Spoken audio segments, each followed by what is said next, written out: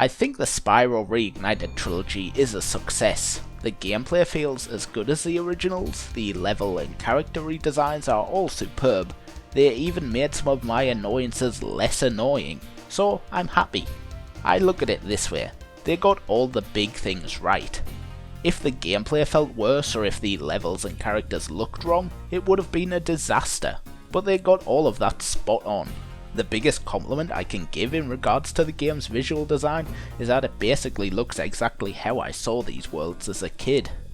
But nothing is perfect. There are several bits and pieces ranging from small to minute that I don't like about the Reignited trilogy, so let's take a look at them.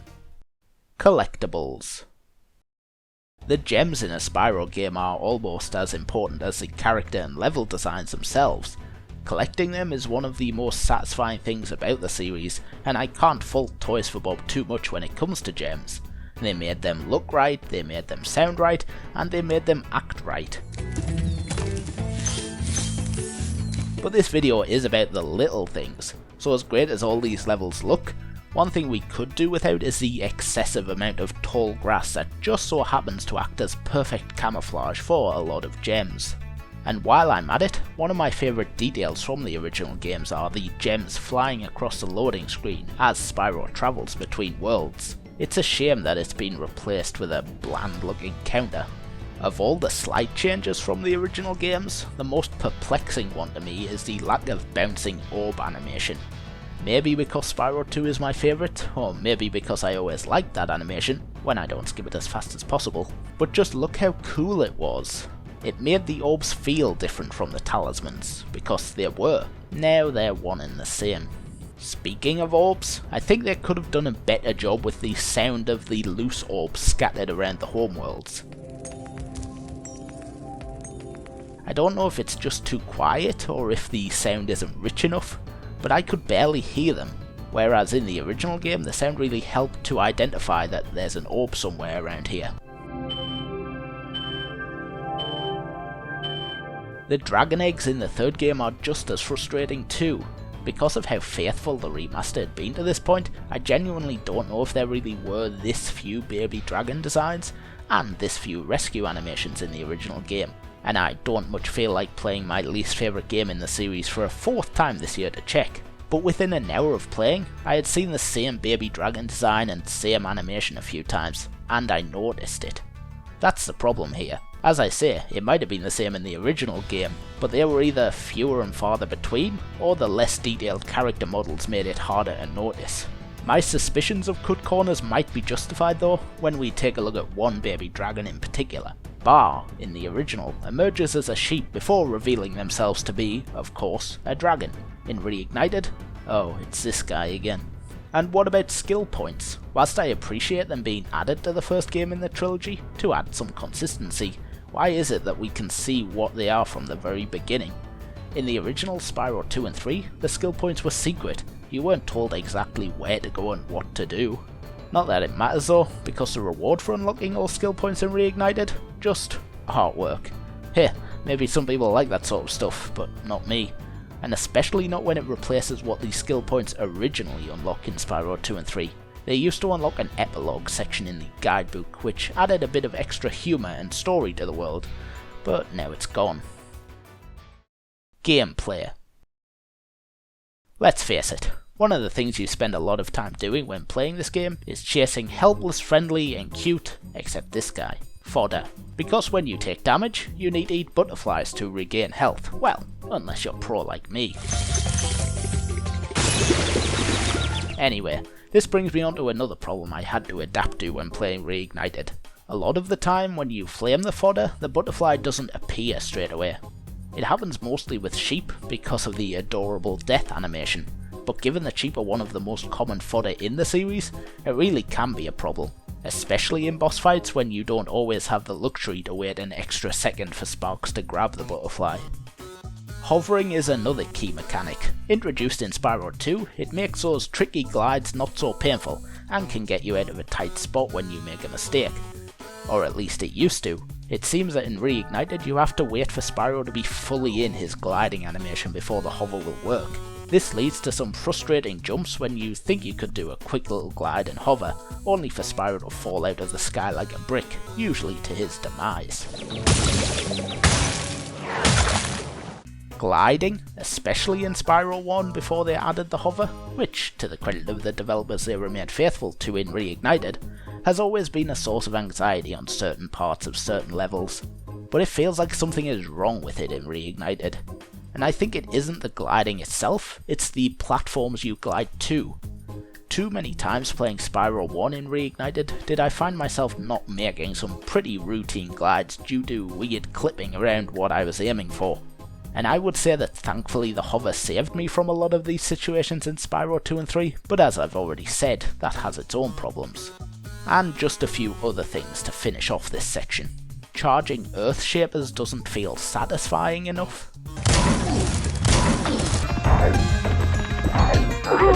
The gulp fight is too slow paced. The blimps in Canyon Speedway are too small. Supercharging enemies doesn't always work as it should. Design. As I said in the intro, I think Toys for Bob did a great job with the entire redesign of this game, with most of the levels and characters looking perfect, but there are a few minor design choices that I don't appreciate. Let's start at the end, with the credits. I love the original credit sequences. Flying through a bunch of levels from the game you just completed always feels great, and seeing the levels from this perspective is cool. I bet flying through the Reignited levels would be even better though, with all the extra detail. But no, we get a black screen and a generic credit scroll, with a little bit of artwork thrown in. I understand a hell of a lot more people worked on this game than the original trilogy, so showing each name individually would take too long, given that even the boring credits are nearly 20 minutes long. But why not keep the level flybys at least, with the credits scrolling on top or to the side? I have to say this was the first real sadness I felt playing Reignited. I'd gotten over some of the more minor issues and really felt satisfied with beating the first game, and was excited to see how good games 2 and 3 would be, only for me to then see the credits and realise that everything might not be so faithfully remastered after all. A lot of Spyro 2 revolves around the guidebook that Elora gives our hero in the opening of the game. I just stuck it in the guidebook you gave me. This guidebook acts as your guide through Avalar and also has some magical properties that allows it to open doors when talismans are put into it. Yeah, I don't really understand all that, but either way it is important to the story. It appears in some cutscenes, and when you would refer to it in the original it looked, well, like the guidebook. In Reignited, all 3 games have a uniform looking guidebook, which isn't really a book at all, just a set of menus. And though consistency is nice, it really downplays the actual guidebook. I remember as a kid thinking it was so cool to be able to flick through the pages of this thing, and then for it to actually show up in cutscenes. The power-up gates look great, of course, but I don't really like some of the choices for the symbols that show which power-up the gate will activate. Why only one wing for Superfly? Why a lightning bolt for Supercharge? Why these for Spring Jump? I feel like the originals were much more understandable. Also easier to understand were a few places where Spyro is required to smash through a wall or a floor. Although I knew where all of these locations were, I was surprised at how subtle some of them are. Specifically this wall in Autumn Plains and this floor in Midnight Mountain, but a few others are similar. I love how satisfying it is to 100% complete a level in Spyro 2. So I wish they would have made it this way for the entire trilogy, but I don't really mind what we have instead. Characters. Now I know I said all the redesigned characters look great, and they do. Well, except these guys. Why are you so happy? So that isn't what I'm going to be moaning about now, but I do have some problems with the way certain characters sound, starting with the biggest one for me. Hunter was always this lovable dork who tried his best but never could do the right thing, and a lot of this, it turns out, was down to his voice. His somewhat dumb tone of voice made some of his lines in the original games hilarious, whereas in Reignited, with his generic skater dude jock-like voice, they just sound stupid. Take this for example. They said you're slower than a molten crater fire slug. I stuck up for you though. I told them I've seen some pretty fast fire slugs. They said you're slower than a molten crater fire slug. I stuck up for you, though. I told them I've seen some pretty fast fire slugs. One of my favourite enemies are the rock spitters from Cloud Temples. Why? Any further questions? But what do they sound like in Reignited? Oh. Another sound I miss is that of the sun seeds in Cloud Spires. And please patch this out. God, stop. Just Probably the biggest little thing for me though is Bob. Wait, who's Bob? Oh, you know Bob. He features in an orb challenge in Spyro 2. In that level Scorch. This guy. Do I mean Bombo? No, of course not. His name is Bob. But why is his name Bob? I don't want to get into any deep discussions about what is and isn't offensive to certain people, but what I will say is that I don't think it's unreasonable for a character that throws bombs to be called Bombo, regardless of their appearance, because it's obviously the bombs he throws that are the reason behind his name. What I find most odd about this naming decision though, is that it must have been made very late in the process, or Activision were intentionally sneaky. Because 2 months before release, the 3 trophy lists were revealed, and it showed a trophy relating to Bombo, whereas now, that trophy reads, "Don't get hit by Bob." And speaking about deception, I remember reading that Reignited would feature extra orb challenges compared to the original, and it doesn't. Whatever. But enough negativity. I really don't like to be negative, but I find negative things easier to talk about than positive ones. If this video was about all the great things in Reignited, it would be 5 times as long and you would get sick of hearing me say the words cool, great and satisfying very quickly.